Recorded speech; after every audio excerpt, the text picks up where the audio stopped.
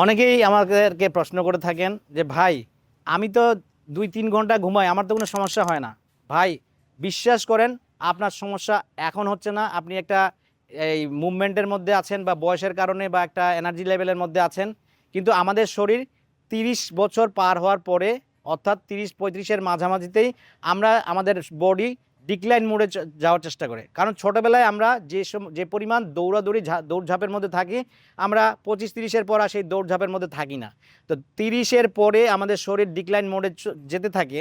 তো সেই ক্ষেত্রে আমরা যদি 30-এর পরে যদি আমরা এই ভালো থাকতে চাই, তাহলে আমাদের অনেকগুলি যে জিনিস ব্যালেন্স করতে হবে। তার মধ্যে হচ্ছে ঘুম।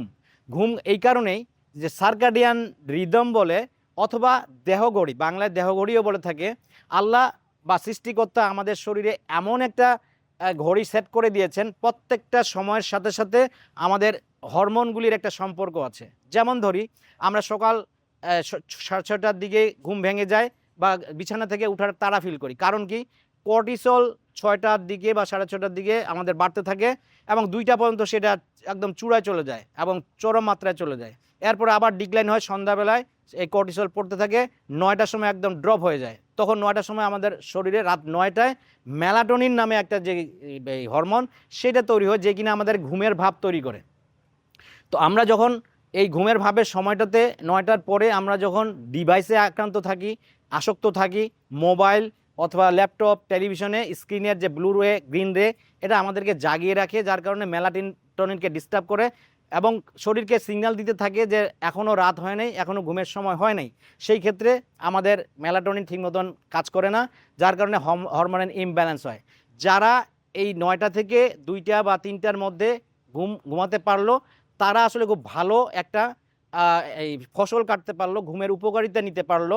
যারা এই সময়টাকে স্কিপ করলো, তারা এই ঘুমের উপকারিতাটা নিতে পারলো না। অর্থাৎ এই সময়ের ঘুম অন্য কোনো সময়ের ঘুম দিয়ে পূরণ করা যাবে না।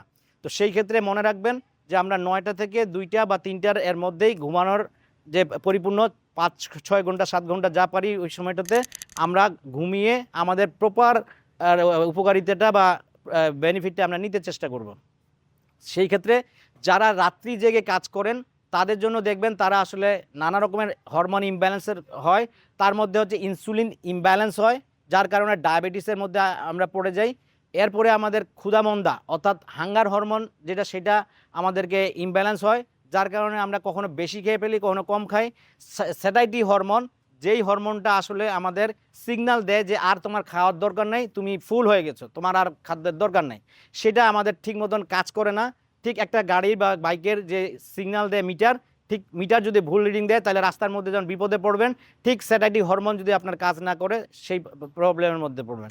এরপরে আপনার থাইরয়েডের যে সমস্যা, এর মূল কারণ হচ্ছে যে আমরা ঠিক মতন প্রপারলি ঘুমাই না বা কোয়ালিটি কোয়ান্টিটি থেকে অ্যাডজাস্ট করি না।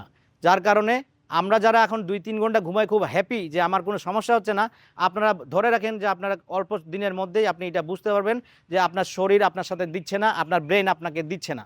তো তাই বলবো যে আপনারা 2-3 ঘন্টা ঘুমিয়ে আপনি থাকবেন না।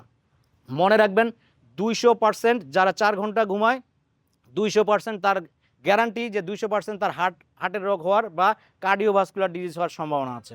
যারা 6 ঘন্টা ঘুমালো, তারা প্রায় কি বলে 100% ইয়ের মধ্যে হার্টের রোগীর হওয়ার সম্ভাবনা আছে। যারা 6-এর ঊর্ধ্বে অর্থাৎ 7-8 ঘন্টা ঘুমান, তাদের এই রিস্কটা অনেকাংশেই কমে যায়। আসুন 2-3 ঘন্টা ঘুমায় নিজেদেরকে জাহির না করি যে 2-3 ঘন্টা করে আমার এনার্জি লেভেলের কোনো সমস্যা হচ্ছে না। আসুন আমরা প্রপারলি ঘুমানোর, আল্লাহ যেহেতু ঘুমকে আমাদের নিয়ামত হিসেবে দিয়েছেন, এই নিয়ামতের সৎ ব্যবহার করে থাকি এবং আমাদের শরীরকে সুস্থ, মনকে সুস্থ রাখার ব্যবস্থা করি। ধন্যবাদ, ভালো থাকবেন।